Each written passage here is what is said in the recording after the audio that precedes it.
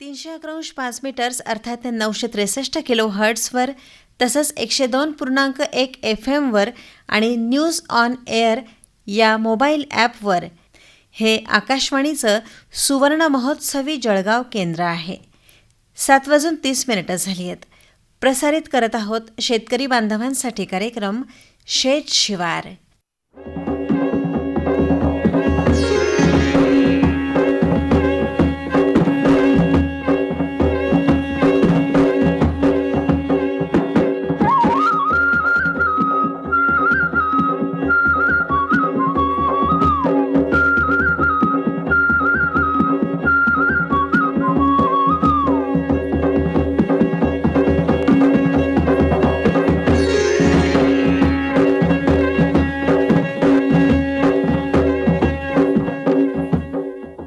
मंडळी नमस्कार. शेतशिवार या कार्यक्रमात आपणा सर्वांचं सहर्ष स्वागत.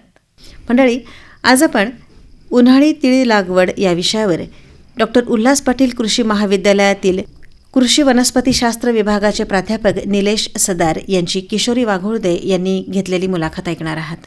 मंडळी नमस्कार. मंडळी आज आपला विषय आहे उन्हाळी तीळ लागवड आणि या विषयावरती बोलण्यासाठी आज आपल्या आकाशवाणीच्या स्टुडिओमध्ये आलेले आहेत डॉक्टर उल्हास पाटील कृषी महाविद्यालयातील कृषी वनस्पतीशास्त्र विभागाचे प्राध्यापक निलेश सदार सर. सर आपलं स्वागत आहे स्टुडिओत. नमस्कार सर.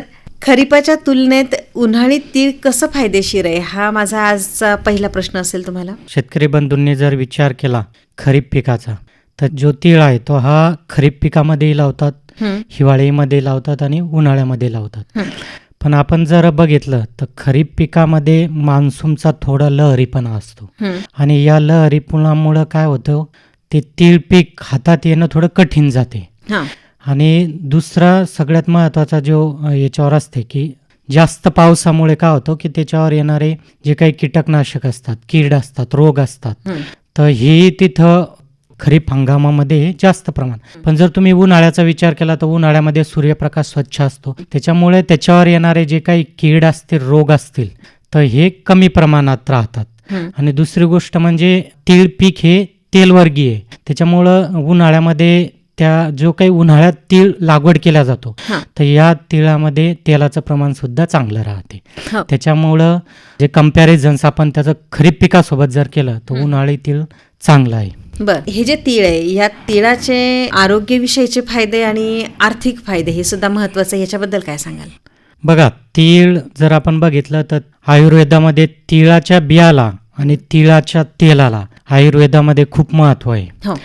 आता जर आपण बघितलं तर तिळामध्ये साधारण 25% प्रथिने असते आणि जर तेलाचं प्रमाण बघितलं आपण तर तेलाचं प्रमाण असते जवळपास 40 ते 52% पण अशा सुद्धा काही जाती आहे की त्याच्यामध्ये जवळपास 55 ते 60% तेलाचं प्रमाण असते. अजून सगळ्यात महत्वाचं म्हणजे याच्यात असतात लोह असते, कॅल्शियम असतात, मॅग्नेशियम असते, त्याच्यानंतर झिंक असते, फॉस्फरस असते. हे तीळ खाल्ल्यामुळं आपले हाडं मजबूत राहण्यासाठी खूप मोठा फायदा होते. त्याच्यानंतर याच्यात फायबरचं प्रमाण सुद्धा चांगल्या प्रमाणात असते. आणि जे काही हार्ट अटॅकचे आपण आता जे वाढत आहे तर स्पेशली याच्यामध्ये आरोग्याचा जर आपण विचार केला तर त्याच्यात सगळ्यात महत्त्वाचं म्हणजे हार्ट अटॅक. तर जे हार्ट अटॅकचे पेशंट्स असतात तर यांना सुद्धा तिळाचं जे काही तेल असते तर हे डॉक्टर वगैरे प्रिफेअर करतात. त्याचं कारण असं आहे की याच्यामध्ये पॉली अनसॅच्युरेटेड आणि मोनो अनसॅच्युरेटेड फॅट असतात त्याच्यामुळे याचं रिकमेंडेशन डॉक्टर करतात. सोबत अँटीऑक्सिडंट्सचा खूप मोठा एक सोर्स आहे. तर याच्यात 2 महत्वाचे घटक असतात अँटीऑक्सिडंटमध्ये. जर आपण बघितलं तर सेसॅमोल आणि सेसॅमिन हे 2 महत्वाचे घटक आहेत की त्याच्यामध्ये खूप मोठ्या प्रमाणात अँटीऑक्सिडंट्स असतात. आणि तिळातील जे काही नैसर्गिक आपण तेल म्हणतो तर हे तेल त्वचेसाठी सुद्धा आणि केसांसाठी सुद्धा उपयोगाचं आहे. आणि आपल्याला तर माहीतच आहे हिवाळ्यामध्ये, थंडीच्या दिवसामध्ये आणि जे काही आपले धार्मिक सण असतात याच्यामध्ये सुद्धा तिळाचा वापर केला जातो. म्हणजे अशा रीतीने तीळ हा एक महत्त्वाचा घटक आहे, जो आज आरोग्याच्या दृष्टिकोनातून आणि तेलाच्या दृष्टिकोनातून, दोन्ही दृष्टिकोनातून खूप महत्त्वाचा आहे. हो, आपली परंपराही तेच सांगते ना सर. नुकताच संक्रांत सण होऊन गेला, हा. त्याच्यामध्ये सुद्धा आपल्याला तिळीचं महत्त्व माहितीच आहे. Yes yes. सर, आता उन्हाळी तीळ लागवड करायची आहे, मग जमिनीची तयारी कशी करावी? बघा, आपण जर आता तीळ बघितलंय, हा, तर तीळ जर असेल तर तीळ आपल्याला माहिती आहे एक छोटं बी आहे. हं, तर हे तीळ छोटं बी असल्यामुळं आपल्याला काय करायचं, जमिनीची जी काही मशागत आहे, तर याला तुम्हाला तुमची जमीन जी आहे तर ही जमीन भुसभुशीत करावं लागेल. हां, आणि ही भुसभुशीत जमीन करण्यासाठी तुम्ही जर त्याला रोटावेटर केलेला असेल तर तुम्ही वखराच्या पाळ्या देऊन, 2 पाळ्या देऊन, आडव्या उभ्या पाळ्या देऊन ती जमीन भुसभुशीत करणं गरजेचं आहे. हं, ती जमीन भुसभुशीत झाल्याच्या नंतर याच्यात आपल्याला एक प्रामुख्याने विशेष अशी काळजी घ्यावी लागते की याचं बियाणं छोटं असल्यामुळं ते 2 ते 3 सेंटीमीटर पर्यंतच खोल पडलं पाहिजेत. हां. ओके, त्याच्यामुळं खूप जास्त असं ढेकळं वगैरे असणं हं, हे टाळलं पाहिजेत. कारण जर एखादं मोठं ढेकूळ वगैरे असेल आणि त्याच्या खाली जर ते बियाणं गेलं हं. तर ते उगवणार नाहीये. बरं. त्याच्यामुळं जमीन आपल्याला तयार करताना ती जमीन जी राहणार आहे ती भुसभुशीत करणं गरजेचं आहे. हं, आणि सोबत जो काही जमिनीचा आपण सामू म्हणतो, जवळपास साधारण जर बघितला तर 5.5 ते 8च्या दरम्यान त्या जमिनीचा जर सामू असेल हं. तर ते बेस्ट राहील. बरं, आणि मग आता पेरणी केव्हापासून करणं योग्य आहे? आता पेरणी जर आपण बघितली तिळाची, आता आपण म्हणतो याला की उन्हाळ्याचे. हं, आता उन्हाळ्याचं जर आपण याला बघितलं तर आपण याला तुमचा जानेवारीचा शेवटचा आठवडा म्हणजे ते तुम्ही फेब्रुवारीपर्यंत याची पेरणी करू शकता. हं. मग शेतकऱ्याचा प्रश्न येईल की काही शेतकऱ्यांचा की सर आम्ही मार्चमध्ये सुद्धा लागवड केली होती, हो, मग तरी सुद्धा आमच्या खूप चांगलं त्याचा उत्पादन आलं. हां, तर मार्चमध्येही पेरणी केली तरीही चालेल, हं, पण मार्चमध्ये पेरणी केल्याच्या नंतर आता आपल्याला माहिती आहे तीळ जवळपास 85-80 ते 90 दिवसाचं पीक आहे. हो, मार्चमध्ये जर आपण पेरणी केली तर ही मे महिन्यामध्ये आपल्याला माहिती आहे की पूर्व मोसमी पाऊस चालू होते. हां, तर यामध्ये जर हे पीक सापडलं तर थोडं नुकसान होण्याचे चान्सेस असतात. हो, बाकी काहीच प्रॉब्लेम नाही, कारण पीक हे उन्हाळ्याचं आहे, याला सूर्यप्रकाश चांगला लागतो. हं, आणि जेवढा जास्त सूर्यप्रकाश त्याला नंतर भेटेल, ज्यावेळेस त्याचे बोंड धरतील त्यावेळेस त्याचं तेलाचं प्रमाणही चांगलं वाढते. हं, हं. त्याच्यामुळं फेब्रुवारी ते मार्चच्या तुम्ही पहिल्या दुसऱ्या आठवड्यापर्यंतही तुम्ही याची पेरणी करू शकता. बरं, मग आता सुधारित जातींची कोणती शिफारस आहे उन्हाळी तिळासाठी? बघा, आता आपण जर बघितलं तर आपले महत्त्वाचं म्हणजे महात्मा फुले कृषी विद्यापीठ राहुरी आणि डॉक्टर पंजाबराव देशमुख कृषी विद्यापीठ हां, अकोला हां, यांनी विशेषतः जे उन्हाळी आपला तीळ आहे हं, तर याच्या काही जातीची शिफारस केलेली आहे. हो, तर याच्यामध्ये डॉक्टर पंजाबराव देशमुख कृषी विद्यापीठानं PDKV NT 11 हं, ही जात एक शिफारस केलेली आहे. बरं, या जातीचं वैशिष्ट्य म्हणजे हा पांढरा तीळ आहे. तुम्हाला आपण कधी मॉल वगैरे मध्ये जातो किंवा कुठेही बघतो हां, तर एकदम पांढरा तीळ आपल्याला दिसतो. एकदम स्वच्छ. हा, एकदम स्वच्छ दिसतो. आपल्याला वाटतं की आपण त्याची पॉलिश केलेली आहे का, हां, हां, हां, पण ती पॉलिश केलेली नाहीये, बरं. तर ती जातच आहे. बरं, बरं, तर ती PDKV NT 11 जात आहे, हं, तो पांढरा तीळ आहे. हं, हं, दुसरा डॉक्टर पंजाबराव देशमुख कृषी विद्यापीठानंच AKT 101 ही एक जात शिफारस केलेली आहे. हं, तर या जातीचा जो तीळ आहे तो थोडा मळकट आहे. बरं, नंतर राहुरी कृषी विद्यापीठ आहे, त्याने फुले पूर्णा जे की आपलं जळगावमध्ये त्यांचं तेलबिया संशोधन केंद्र आहे, हो, हो, तर त्यांनीच ती जात विकसित केली आहे, बरं. जे की आपल्या कृषी विद्यापीठा अंतर्गतच आहे. बरं, बरं, तर ती फुले पूर्ण आहे, ज्याला JLT 408-2 हां, हां, ही जात आहे. आणि त्याच्यानंतर फुले तीळ 1 ही एक जात आहे. ही आपल्या जळगाव जो आपला खानदेश परिसर आहे हं, या भागासाठी या 2 जाती शिफारशी केलेल्या आहेत. बरं, आणि याचा आकार कसा सर? फुले पूर्ण जो आहे तर ही मध्यम साईज आहे. हं, आणि तुमचे फुले तीळ आहे ही सुद्धा एक मध्यम साईजचा तीळ आहे. बरं, आणि उन्हाळ्यात विशेषतः या तिळाची शिफारस केलेली आहे पेरण्यासाठी. बरं, वाणांची शिफारस सांगितली, पेरणीची पद्धत सुद्धा सांगा. पेरणीमध्ये जर आपण बघितलं तर तीळ हे पीक एकदम छोटं आहे. आता याची प्रामुख्यानं शेतकरी जी पेरणी करतात तर ही बैलाच्या साहाय्यानं जे काही पेरणी यंत्र असते तर त्याने एक पेरणी करतात किंवा टिपणीनं पेरणी करतात. इथं सहसा शेतकरी ट्रॅक्टरचा वापर करत नाही. बर. आणि केला सुद्धा नाही पाहिजे. हम्म. कारण याचं जे काही बी आहे ते छोटा असल्यामुळं हा. त्याला आपल्याला तेवढी काळजी घ्यावी लागते. हम्म. आता तुम्ही जर बैलाच्या साहाय्यानं जर याची पेरणी किंवा तिपणीनं, त्याला पाभरबीन म्हणतो आपण, तिपणीनं जर त्याची पेरणी केली तर जो आपला अंगठा असतो, हा अंगठा आणि हे बोट म्हणजे तर्जनी, ह्याचा असं त्याला मध्यभागी असं धरून त्याची पेरणी तुम्हाला करावं लागते. कारण ही पूर्ण मुठीत धरून आपण हे बियाणं टाकू शकत नाही. हो, हो. तर ही एक विशेष काळजी आपल्याला इथं पेरणी करताना घ्यावं लागते. हो. बरं, मग आता खतांचा जर आपण विचार केला तर मग शेणखत आहे किंवा मग आपण सेंद्रिय खत म्हणतो, तर ह्याचं प्रमाण आपण काय सांगाल? बघा, आपण आता इथं दोन याच्यात बघू. एक खत मध्ये पहिलं बघू आपण शेणखत. ओके, त्यालाच सेंद्रिय खत असं म्हणतात. आता शेणखताचा जर आपण विचार केला तर शेणखतामध्ये जर आपण बघितलं तर तुम्ही एकरी 2 टन शेणखत तुम्ही टाकू शकता. आता शेणखत टाकल्यानं काय होते, जर आपण एकरी 2 टन टाकलं तर आपल्याला शेणखतासोबत काय होते, त्या आपल्याला जे काही प्राथमिक मूलद्रव्य आहेत जसं नत्र, स्फुरद, पालाश हे भेटतात त्याच्यामधून. दुसरी गोष्ट, जे दुय्यम मूलद्रव्य आहेत ते सुद्धा भेटतात आणि सूक्ष्म मूलद्रव्य आहेत ते सुद्धा भेटतात शेणखतामधून. आणि अजून महत्वाचं म्हणजे जमिनीमध्ये जे काही सूक्ष्मजीव आहेत तर यांना लागणारं जे अन्न आहे ते अन्न हे त्यांचं शेणखत राहते. त्याच्यामुळं शेतकऱ्यांना आपली शिफारस आहे विशेष की कोणतंही आपण जे पीक लावतो ना तर त्यावेळेस रासायनिक खताचा तो वापर आपल्याला करायचाच आहे शिफारशीप्रमाणे, पण आपण शेणखताचा सुद्धा वापर केला पाहिजे. त्याच्यामुळं की आपण रासायनिक खतामध्ये कसं होतं की एकच कोणतेही घटक, त्याला 1 ते 2 घटक तिथं दिल्या जातात, पण इथं शेणखत टाकल्यामुळे तुम्हाला प्राथमिक मूलद्रव्य, दुय्यम मूलद्रव्य आणि सूक्ष्म मूलद्रव्य सुद्धा भेटतात. आणि जमिनीमध्ये जे काही जीवाणू आहेत, चांगले जीवाणू, त्यांना सुद्धा काय भेटते, तिथं अन्न भेटते आणि जमिनीतील सेंद्रिय कार्ब त्यांना वाढते. म्हणजे चौफेर फायदा आहे शेणखताचा. हो, हो.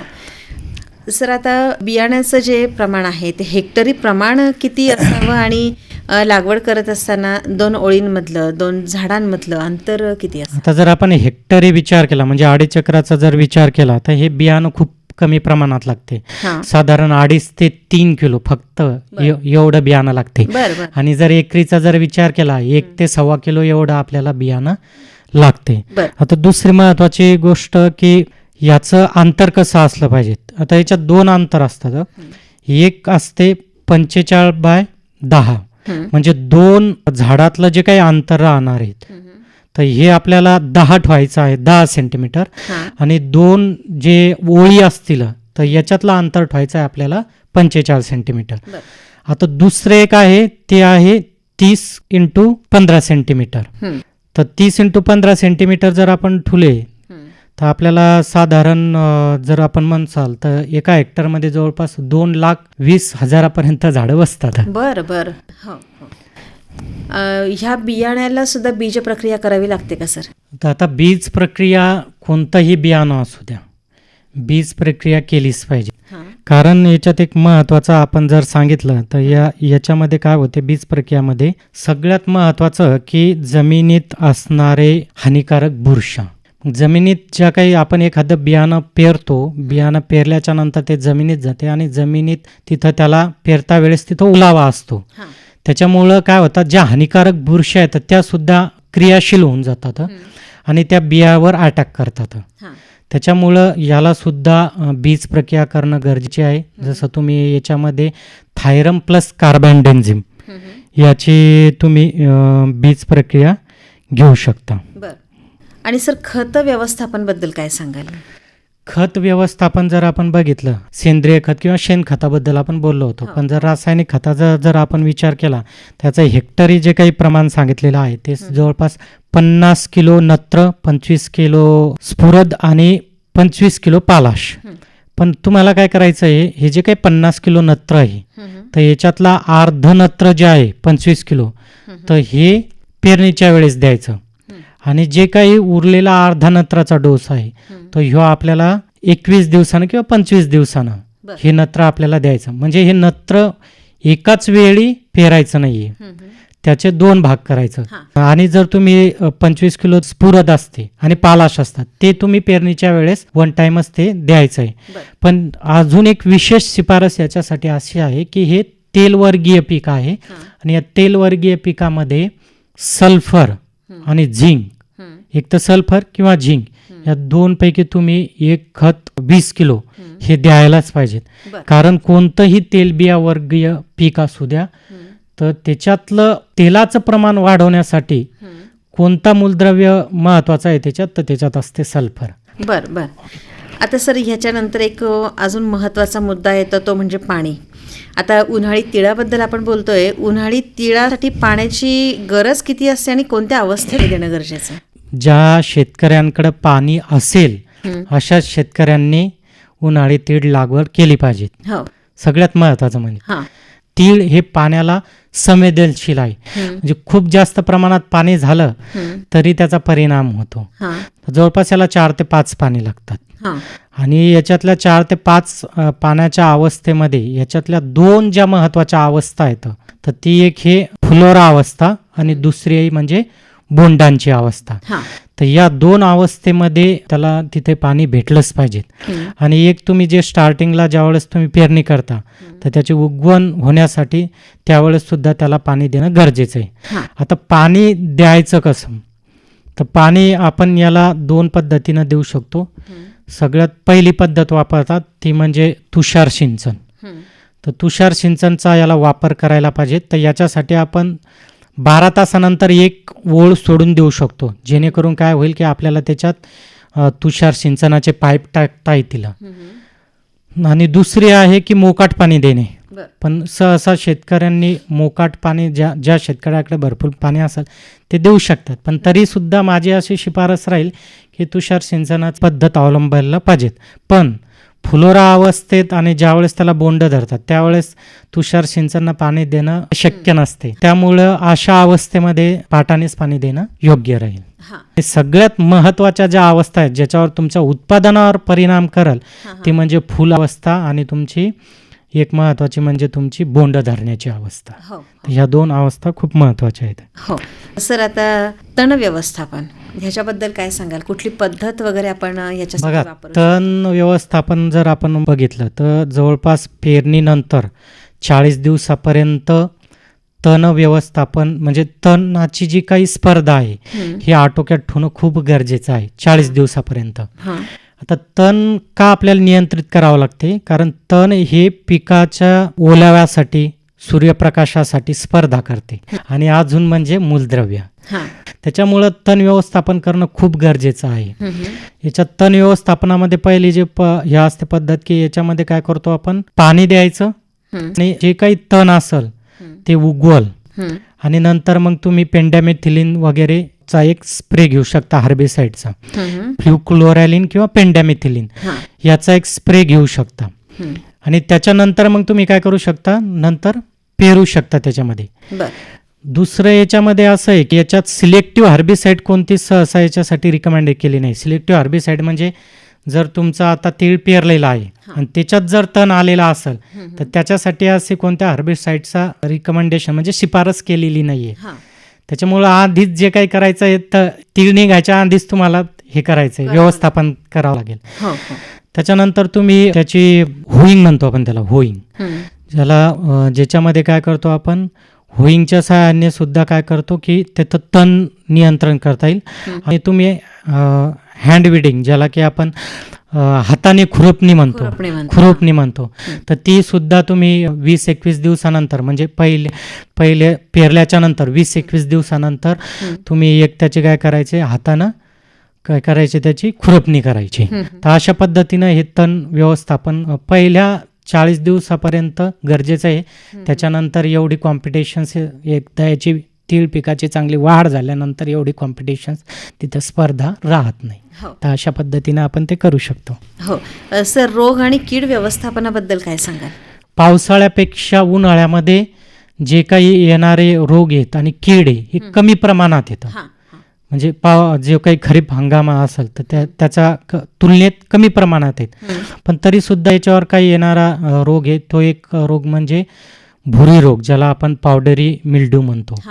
हा एक रोग आहे. जवळपास हा 45 दिवसाच्या नंतर येतो. लक्षात घ्या शेतकरी बंधूंनो की कोणते रोग कधी येतात तर याच्यासाठी सुद्धा आपल्याला त्याचं ऑब्झर्वेशन्स असणं खूप गरजेचं आहे.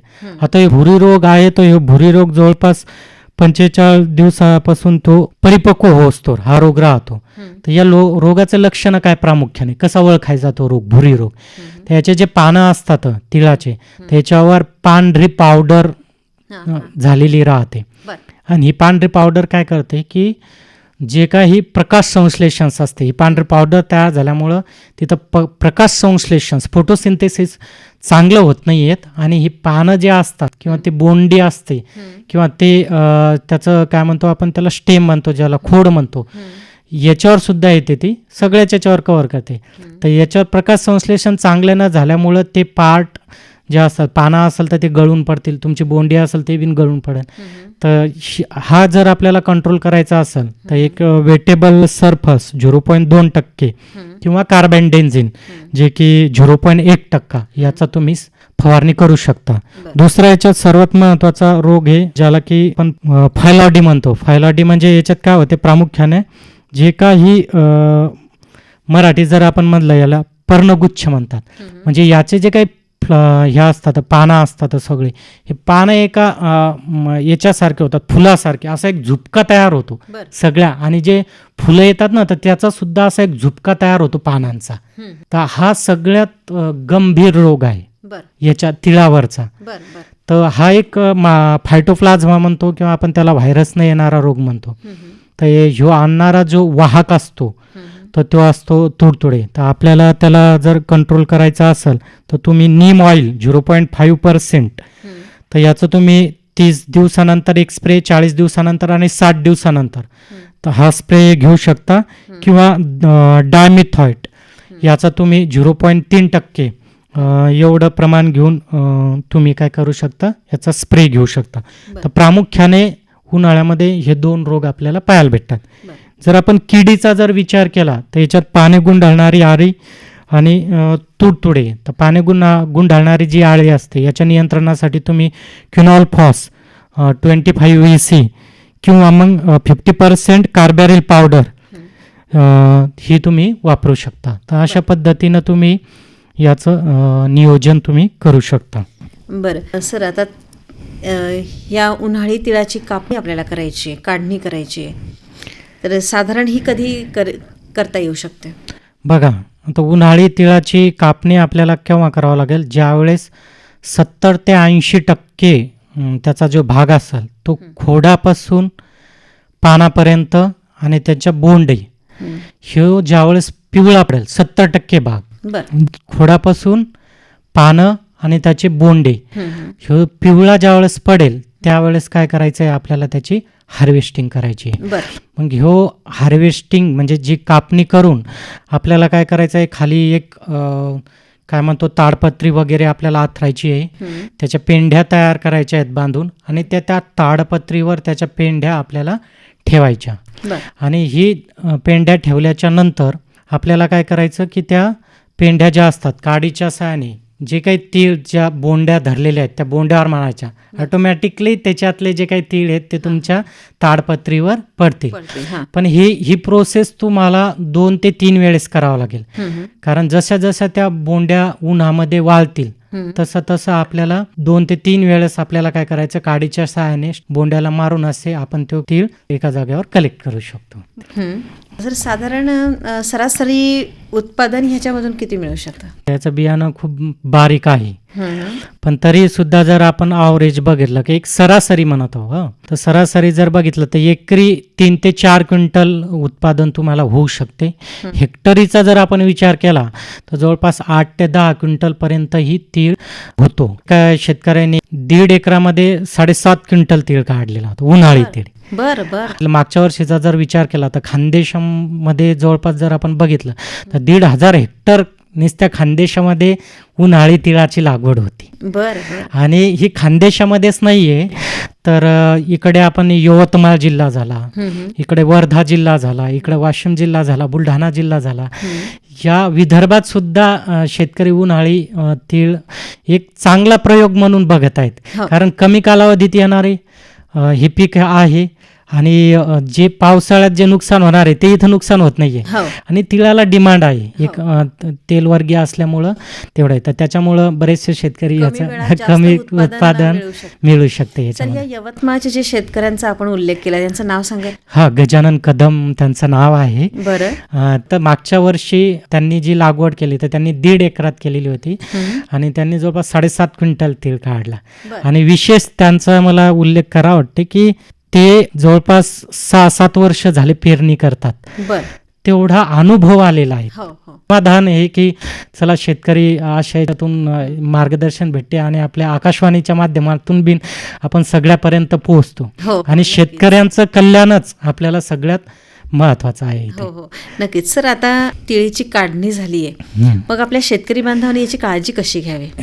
बघा, आता तिळीची काढणी झाल्याच्या नंतर सगळ्यात महत्वाचं आहे की हे तेलबियावर्गी कोणतंही पीक असू द्या, तर याचं सगळ्यात महत्वाचं काढल्याच्या नंतर याला उन्हामध्ये वाळवणं खूप गरजेचं आहे.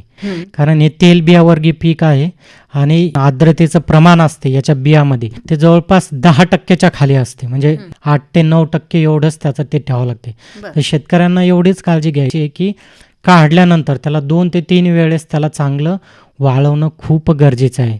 सण म्हणजे आपण उन्हाळ्यामध्ये आता ऊन असते, उन्हात वाळवणं खूप गरजेचं आहे. तर तेवढी आपल्याला एक काळजी घ्यावं लागेल याच्यात. नक्कीच. सर, आता पिकांचं अधिक उत्पादन जर घ्यायचं आहे तर मग आपल्या शेतकरी बांधवांना आपण या मुलाखतीच्या शेवटी कोणता संदेश द्याल? बघा, पिकाचं उत्पादन म्हणजे आपण काय म्हणतो की आपण आता बरेचसे असे शेतकरी आहेत की ज्यांनी पेरलेले आहेत पण त्यांना एकरी 2.5 क्विंटल 3 क्विंटल झालेले आहेत. आपली मुलाखतच याच्यासाठी आहे की आपल्याला हे तांत्रिक दृष्टिकोनातून सगळ्या गोष्टी करायच्या आहेत. म्हणजे याचं तंत्रज्ञान आपल्याला समजून घ्यायचं आहे. हो. तर काही आता वेगवेगळे काही संशोधन येतं, जसं की महात्मा फुले कृषी विद्यापीठ झालं किंवा डॉक्टर पंजाबराव देशमुख कृषी विद्यापीठ झालं, याने सुद्धा काही संशोधनाअंती काही शिफारसी केलेल्या आहेत. हां. तर याच्यात आपल्याला जास्त उत्पादनासाठी 2 महत्त्वाच्या शिफारशी आपण सांगणार आहोत, ज्याने शेतकऱ्यांना चांगला फायदा होईल. किंवा तुमचं जर उत्पादन कमी येत असेल तर तिथं उत्पादन तुम्हाला जास्त भेटेल. हां. तर पहिला आहे फुलोरा अवस्थेपूर्वी किंवा फुलोरा अवस्थेमध्ये 2% युरियाची आपल्याला फवारणी घ्यायची. तर 2% युरिया म्हणजे काय, तर 20 ग्राम युरिया प्रति लिटर पाण्यामध्ये. हो. ही पहिली. आणि दुसरी जी शिफारस आहे तर ती बोंड ज्यावेळेस त्या तिळाचे धरतात त्याचे जे दाणे भरण्याच्या अवस्था असते किंवा तीळ भरण्याची अवस्था म्हणतो, तर याच्यात आपल्याला 2% DAPची पाण्यामध्ये विरघळून फवारणी आपल्याला घ्यायची आहे. मग 2% म्हणजे तेच पुन्हा आपण ते सांगतो की 20 ग्राम प्रति लिटर पाण्यामध्ये ही DAPची ही कोणत्या अवस्थेत घ्यायची, बोंड धरण्याच्या अवस्थेमध्ये हो, हो. किंवा ते तीळ आता त्याच्यात धरणार आहेत त्या अवस्थेमध्ये. तर ह्या विशेष शिफारसी कृषी विद्यापीठाने सांगितलेल्या आहेत. तर याचा जर शेतकऱ्यांनी अवलंब केला तर नक्कीच त्यांना फायदा होईल. बरं सर, आता शेवटी जाता जाता बाजारपेठ आणि हमी भाव याच्याबद्दल आपण काय मार्गदर्शन करा? बघा, आता जर आपण बघितलं तर बरेचसं आपल्याला कोणतंही पीक असू द्या, मार्केटला काय होतं की मार्केटला जर हे सगळ्या गोष्टी असतात त्याची मागणी किती आहे. पण आपण हे तीळ पीक म्हणतो, आपण याचं जे महत्त्व बघितलंय की याला मागणी जास्त आहे पण याचा पुरवठा जो असतो खरीप हंगामात, तर खरीप हंगामात याचा पुरवठा कमी असतो. पण जर आपण याची बाजारपेठ बघितली तर प्रत्येक ठिकाणी जिल्ह्याच्या ठिकाणी या पिकाला मागणी आहे. असं नाही की तुम्हाला कुठंतरी विशेष एखाद्या जिल्ह्याच्या ठिकाणी जाऊन विकावं लागेल. तुमच्या जिल्ह्याच्या ठिकाणी या तीळ पिकाला मागणी आहे. हो. कारण घरगुती वापरामध्ये सुद्धा याचा भरपूर उपयोग करतात. हो. आणि आयुर्वेदिकमध्ये किंवा बाकीच्या आपण बोललोच आहे याच्यामध्ये. आता सगळ्यात महत्त्वाचं म्हणजे हे नसलं तरी आपल्याला जर केंद्र शासनाने जी काही किमान आधारभूत ठरवली आहे तर ते 1 क्विंटल साठी किमान आधारभूत 2025-26 जर आपण बघितले केंद्र शासनाने जी दिलेली ते जवळपास 9,846 रुपये प्रति क्विंटल बरं. एवढा भाव दिलेला आहे. पण बरेचसे आता मला काही शेतकऱ्यांचा अनुभव आहे की त्यांना हा भाव जवळपास साधारण मार्केटला 8,000 रुपये क्विंटलपर्यंतही भेटतो आणि कधी कधी त्याच्यावरती सुद्धा त्यांना भाव भेटते. हां, आता ते त्याच्यावर डिपेंड करतात की त्यांचा जे काही तीळ आहे तो कोणत्या पद्धतीचा आहे, कोणती व्हेरायटी लावलेली आहे आणि तो किती म्हणजे त्याचं प्रमाण कसं आहे, स्टँडर्डनेस कसा आहे त्याचा, तर ह्या सगळ्या गोष्टीवर तुमचा ते भाव ठरलेला असते. आणि शिफारसीनुसार तुम्ही काय काय त्याच्यावरती प्रक्रिया करतात ते सुद्धा महत्वाचं. ते सुद्धा महत्वाचं आहे. तर अशा पद्धतीनं एक कमी दिवसामध्ये शेतकऱ्याला पुढच्या खरीपच्या सीझन सुद्धा तोपर्यंत तुम्ही त्याची तयारी करू शकता. अलग लक्ष करा, आणि हे पीक काढून लगेच तुम्ही खरीपला सुद्धा तयारी करू शकता. आणि ही आता काळाची गरज सुद्धा आहे. शेतकऱ्याला जर एक शेती म्हणून जर व्यवसायाकडे बघत असाल तर ही काळाची गरज आहे. शेतकऱ्याला 2-3 पिकं घेऊन जास्तीत जास्त पैसा शेतकऱ्याला शेतीच्या माध्यमातून येणं ही गरज आहे. नक्कीच सर, खूप खूप धन्यवाद. आज आपण इथं आलात आणि उन्हाळी तीळ लागवड याविषयी खूप छान माहिती आपण या ठिकाणी आकाशवाणीच्या माध्यमातून शेतकरी बांधवांना दिलीत. समस्त शेतकरी बांधवांच्या वतीनं आणि आकाशवाणीच्या वतीनं पुन्हा एकदा खूप खूप धन्यवाद. Thank you madam. आताच आपण उन्हाळी तीळ लागवड या विषयावर डॉक्टर उल्हास पाटील कृषी महाविद्यालयातील कृषी वनस्पतीशास्त्र विभागाचे प्राध्यापक निलेश सदार यांची किशोरी वाघोळदे यांनी घेतलेली मुलाखत ऐकलीत. याबरोबरच आजचा शेत शिवार हा कार्यक्रम संपला. पुन्हा भेट येत्या कार्यक्रमात. नमस्कार.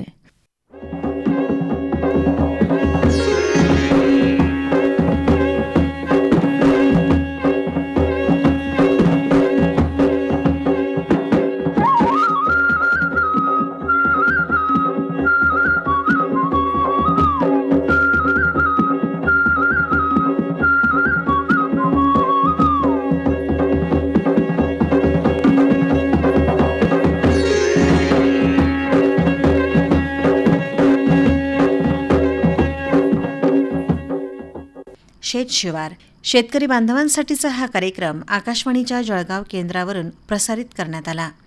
निवेदन किशोरी वाघोळदे यांचं होतं. कार्यक्रमाचे सादर करते ज्ञानेश. 311